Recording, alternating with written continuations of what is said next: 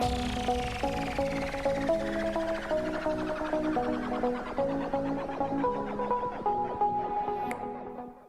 today, right now, I want to talk to you about brands, about image, being, feeling, marketing. It's about you. It's about starting strong, because here we are to start strong, but it's also about finishing strong, and being true to yourself. So I want you to take everything that kind of makes you you, both home with your friends and family, and also kind of in that dream version of where you want to be as a career employee, and put that all together. Because guess what? You're in a day and age and world where you can't separate personal from professional anymore. So you might as well own it. You might as well have your brand be you at home, at work, so you can put together all the things that make you smart and talented and work hard and market that into the image of everything you want to be. So what is the first step? You need to know yourself and you need to define your brand. That's a matter of thinking where you want to be, who you want to be, what you want to be perceived as. I got to say, I was probably a too energetic kid, so I became a too energetic employee. It's about who I am. I've chosen jobs and education fields and everything where I can kind of be loud and energetic and help drive that process. And I've made it, instead of fighting it, be who I am. It doesn't mean I'd be a very good novelist sitting in a corner writing all day, but I've accepted being a part of what it means to share the United States of America to folks like you. That may not be your brand, but it might be, so embrace it. You choose. It has to be something that means something to you. So if you don't start out right away knowing, thinking, and feeling what your brand is, you might take a little bit longer than you should to get there. But heck, even if you take years, once you find it, you'll know it and you'll own it. Values. You hear a lot about values. We talk about them as a big government. We talk about them as institutions, as families. And for you personally, you're going to want to figure out what values mean something to you. Because being good at work, being good at school, heck, being good at the internship or summer camp you may be working at, is more than just goals and achieving them, although that's really important, as you probably found out elsewhere. What does it mean? What value do you bring to it, and what means something to you? Because if you go against something that hurts your sense of value or what you bring or your sense of trust, no goal, no big project, no matter how timely or how brilliant you are, can overcome that loss of what it means to hold to the values that make you, you, and your organization what it is. So let's put that together, because step 3 is critical. You need to find winning relationships, supporters, mentors, people who want you specifically because of who you bring, who your brand is, and not just because of your test scores or who you know.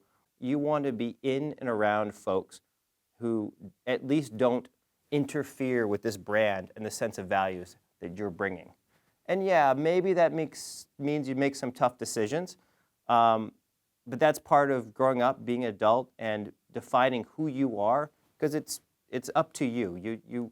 You start out with the friends, family, social, contextual situation that you get, but you define it from there. And supporters. People love to support each other. People love to mentor each other. And it's something you can ask for. It's something you can be a part of without worrying too much about it. I know I struggle with this because I like to do everything on my own, and I thought, no one really wants to support, mentor me, but they do. The thing is, people are defined up and down by the people they bring up with them, by the people who help bring them up.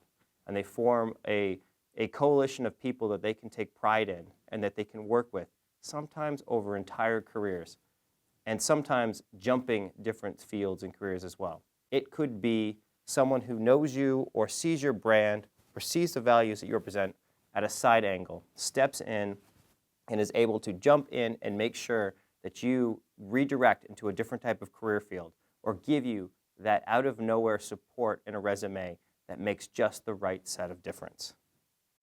Step 4 is putting that all together: people, values, your defining brand into something that is a package of you as your reputation. Perception does become reality. If you don't think it, feel it, and care about the details in the package, then your brand may not be perceived and it may not be the reality that you want. Visual identity is important. You don't have to wear a bow tie like this. The point is people are picking up on visual clues, on little things.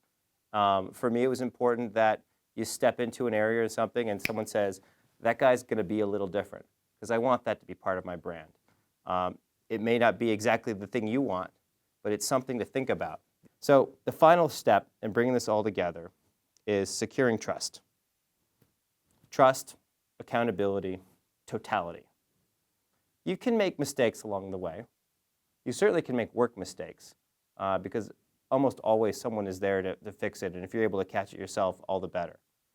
The mistakes you never want to make, or you take a lot of time to fix it, are mistakes that affect your accountability. You need to be trusted. And honestly, this is not as hard as it sounds. But start now. The younger the better, the more perceptive the better. Your trust in you and your brand is key. You can make all kinds of mistakes. You can even be late on a deadline. You can flub up something that may even cost a business deal or something like that. But you got to do it right. You've got to be accountable. You've got to own up to things that make sense, that if you make a mistake, you own it and you fix it. And then the perception of you and your brand might not be, oh, this guy messed up our business deal. The thing just might be, wow, he found it, fixed it, and we ended up having more faith in him and his brand, even despite the small blemish, than not doing that same thing and having it turn out that someone couldn't trust you to finish something.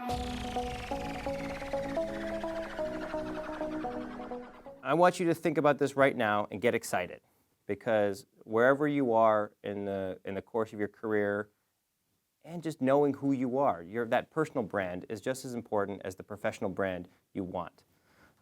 And guess what? If you're like everybody else around us right now, you've got some type of phone, computer, device that connects you and maybe connects you too frequently to the world around you. Good advice in general is always be nice online. Well, actually, always be nice in general, because that's a good part of a brand or value. So think about this. Think about your brand. Think about these steps along the way that we talked about today. And I bet you won't just get what you want. You'll feel better about it, and you'll feel better about yourself. And there's nothing better than that.